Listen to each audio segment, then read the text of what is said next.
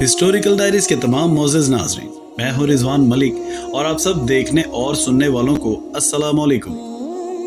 नाज़रीन गिरामी, इस्लाम कबूल करने से कई साल पहले हज़रत उमर फ़ारूक रज़ी अल्लाह ताला अन्हो एक दफ़ा तिजारती काफ़िले के साथ माल लेकर मक्का से शाम गए। काफ़िले में कुरैश के कई और बड़े सरदार भी शामिल थे।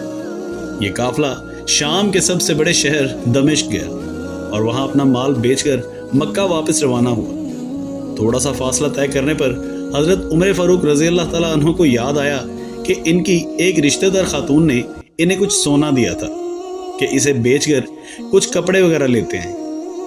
हज़रत उमर फ़ारूक रज़ी अल्लाह ताला अन्हो ने अपने साथियों से कहा कि फ़लाँ औरत का काम करने वापस दमिश्क जा रहा हूँ, कोशिश करूँगा कि ये काम करके जल्दी वापस आ जाऊँ। हज़रत उमर फ़ारूक रज़ी अल्लाह ताला अन्हो दमिश्क वापस चले गए तो बाज़ार बंद हो चुका था। मजबूरन वो एक मुसाफिर खाने में ठहरे और सो गए। थोड़ी देर बाद अल्लाह का एक नेक बंदा मुसाफिर खाने में आया। इसने हज़रत उमर फ़ारूक रज़ी अल्लाह ताला अन्हो को जगाया और अपने साथ अपने घर ले आया। ये बात वाज़ेह नहीं थी कि वो शख्स हज़रत उमर फ़ारूक रज़ी अल्लाह ताला अन्हो को पहले से जानता था या इनके वालिद खिताब से इनकी वाकफियत थी। उन्होंने हज़रत उमर फ़ारूक रज़ी अल्लाह ताला अन्हो की बड़ी खातिर मदारत की।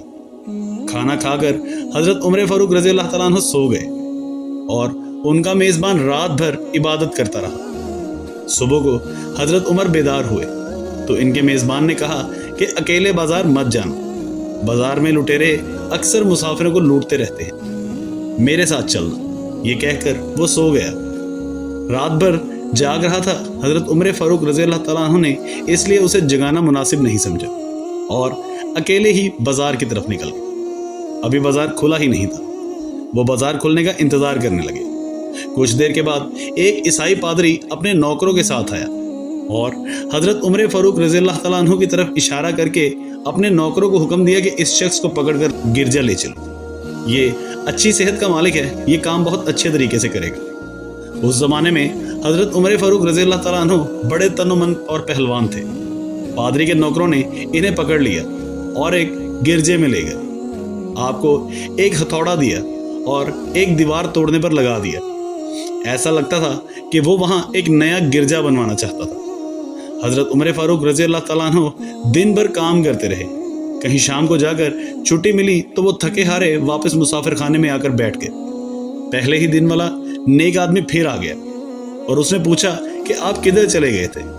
हज़रत उमर फ़ारूक रज़ी अल्लाह ताला अन्हो ने उसे सारा किस्सा सुना दिया। वो शख्स आज भी उनको अपने घर ले गया और उनकी बड़ी खातिर मदारत की और उन्हें ताकीद की कि कल बाजार जाते वक्त मुझे साथ ले जाना। और हज़रत उमर भी सो गए। दूसरे दिन हज़रत उमर बेदार हुए तो अपने नेक मेज़बान को सोते पाया। उन्होंने अब की बार भी इसको जगाना मुनासिब नहीं समझा और अकेले ही बाजार चले गए। इत्तफाक से फिर वही पादरी अपने नौकरों के साथ वहाँ आया और हज़रत उमर को पकड़कर अपने साथ ले गया। हज़रत उमर को बहुत गुस्सा आया, लेकिन क्या करते, गैर मुल्क में थे और अकेले थे और कोई हथियार भी पास नहीं था। दूसरी तरफ पादरी के साथ 7-8 नौकर थे और वो सब हथियार बंद थे। पहले दिन की तरह ही हज़रत उमर हथौड़े के साथ गिरजे की दीवार तोड़ते रहे। जब धूप तेज हुई तो सारे नौकर उनको मशगूल देखकर चले गए। आप भी थक कर दीवार के साए में दम लेने के लिए बैठ गए। इतने में वो पादरी घोड़ों पर सवार अचानक से आए और हज़रत उमर के सर में ज़रब लगाई और कहा कि हम सब घर गए तो तूने भी काम करना छोड़ दिया। अब हज़रत उमर रज़ी अल्लाह ताला अन्हो को बहुत ज़्यादा गुस्सा आया और उन्होंने इधर उधर नज़र दौड़ाई और हर तरफ सन्नाटा था। उन्होंने पादरी को घोड़े से खींचकर नीचे गिरा दिया और उसके सर पर हथौड़े पे हथौड़ा मारना शुरू कर दिया। वो बहुत चीखा चिल्लाया, लेकिन इसकी मदद के लिए कोई नहीं पहुंचा।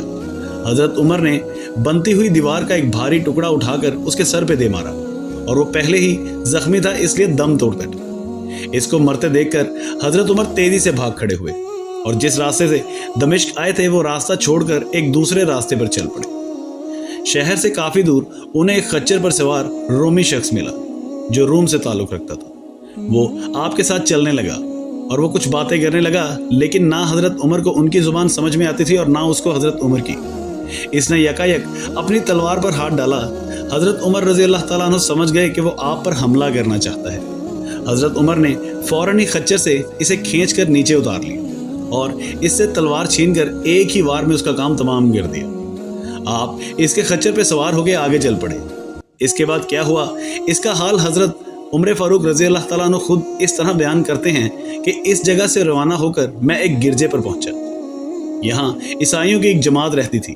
मैं गिरजे के अंदर दाखिल हुआ तो गिरजे में रहने वाले सब लोग मेरे हालात के बारे में पूछने लगे। फिर वो अपने पादरी के पास मुझे ले गए। पादरी मुझे नहायत गौर से देखने लगा। इसके बाद मुझे कहने लगा कि ऐसा मालूम होता है कि तुम्हें किसी चीज़ का खौफ है। मैंने कहा कि तुमने कैसे अंदाज़ा लगा लिया, मुझे किसी चीज़ का खौफ है। इसने मेरे सवाल को टाल दिया और कहा कि आप जब तक चाहें यहाँ ठहरें, आपको यहाँ किसी किस्म का कोई खतरा नहीं है, आप हमारी हिफाजत में हैं। फिर इस पादरी ने मुझे अपने घर में मेहमान की तरह रखा और मेरी नहायत खातिर मदारत की और फिर पूछा कि आप कौन हैं। मैंने उसे बताया कि मैं मक्का का रहने वाला हूँ और कबीला कुरैश से ताल्लुक़ रखता हूँ। तिजारती काफ़िले के साथ शाम आया था।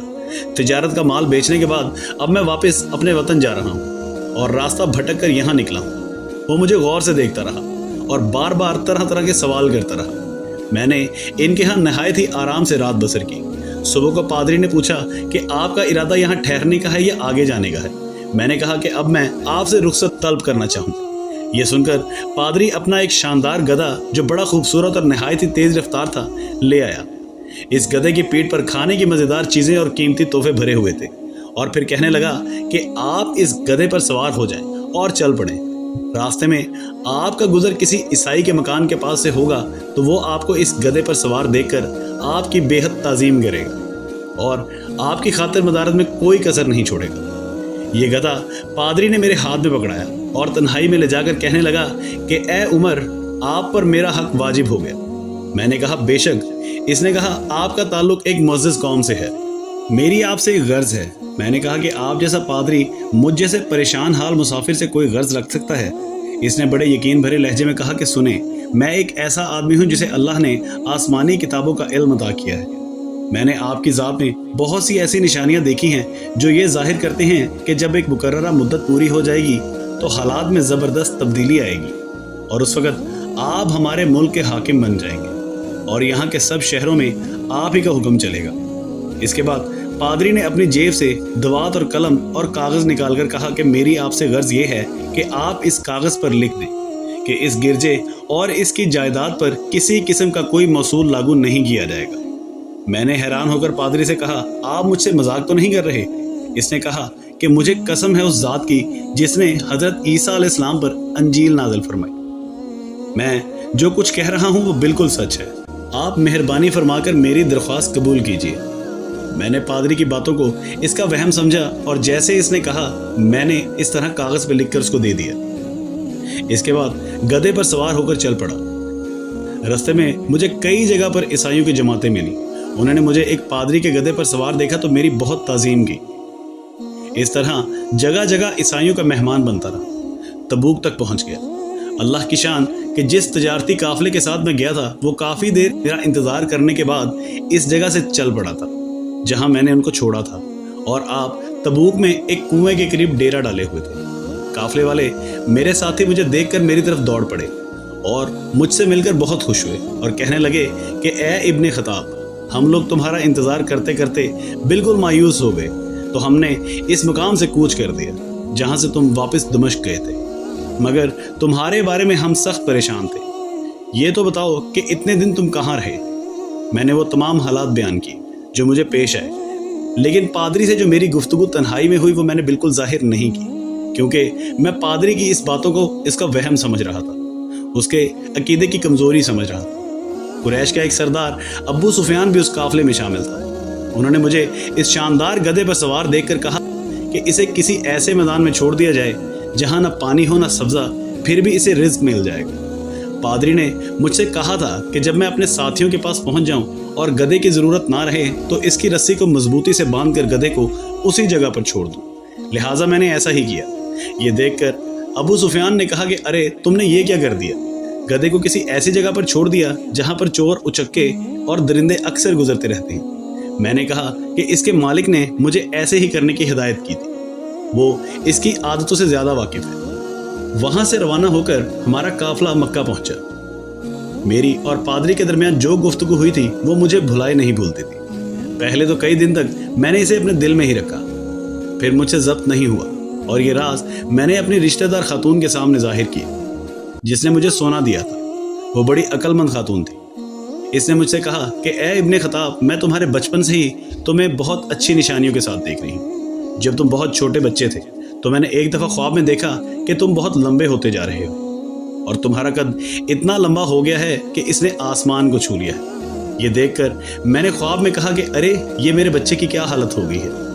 किसी ने कहा कि ये लड़का दुनिया और आखिरत में भलाई पाने वाला बनेगा। जाहलियत के ज़माने में इस किस्म की बातों का मतलब मेरे समझ में नहीं आता था। मक्का में एक शख्स अहले किताब यानी यहूदो निसारा में से था जो बहुत गुमनाम था। आम लोग तो इससे वाकिफ भी नहीं थे, लेकिन कुरैश के कुछ सरदार इसे पहचानते थे और इसकी बहुत इज्जत करते थे।